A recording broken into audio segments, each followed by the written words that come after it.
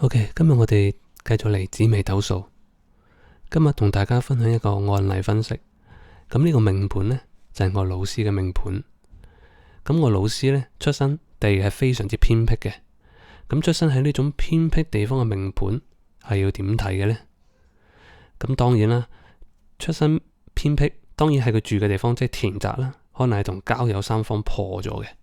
咁交友三方呢，就係人嘅宮位。但係人最多嘅宮位呢，係遷移宮，遷移宮呢係大社會，係廣大嘅群眾位。所以如果你嘅田宅宮同埋交友宮破咗，兼且再同遷移宮破埋，咁肯定你住嘅地方係比較偏僻嘅。就算出生喺都市入邊，可能都係住喺嗰啲巷中巷或者無尾巷入邊，因為呢個破得就會比較重嘅。首先我哋睇睇呢個盤。由田宅宮化忌入兄弟宮，係沖交友宮嘅。咁沖交友宮，亦即係代表我嘅家呢，屋企呢，曾經呢係同啲人呢比較冇緣嘅。咁沖到交友宮呢，人氣就比較冇咁旺噶啦。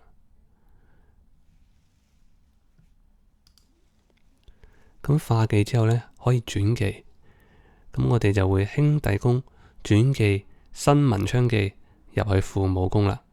咁又逢呢個新年忌呢，就會計為兩個忌嘅。但係到呢度都仲未完嘅，因為喺交友宮呢邊，我哋可以見到可以化丁巨門忌入去父母。咁呢個時候合計就有三個忌噶啦。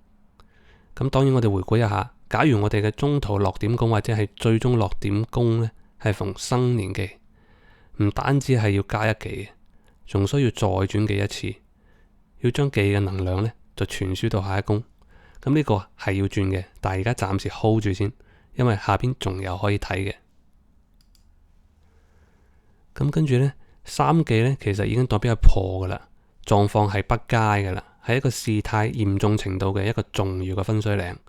咁呢個時候已經係交友宮同埋田宅宮呢係交忌於父母宮。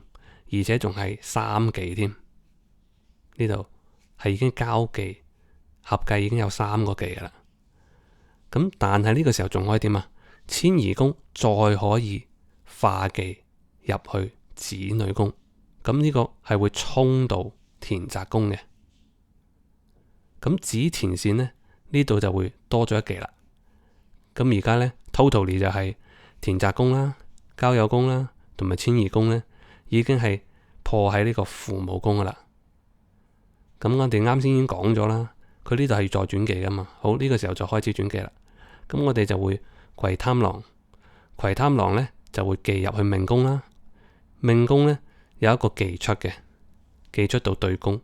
咁呢個時候呢就五忌噶咯。咁就對應翻我哋開頭講噶啦。遷移宮呢係我哋大社會入邊人最多嘅地方。咁所以如果田宅忌入去遷移，都市裏頭呢都可能係住喺一啲冷巷度嘅，鄉下呢咁啊更加偏僻啦，住喺人少嘅地方。咁所以呢，遷移宮呢一個無天機忌入去子女，轉新文昌忌，跟住入父母。遷移同田宅交友破喺父母，講明我哋呢個住所呢，可能就會同社會上嘅人呢有啲脫節嘅。脫節得仲有啲遠，所以細細個呢，好可能就係出生喺農村冇乜人嘅地方。OK，今日嘅分享就到呢度，多謝大家。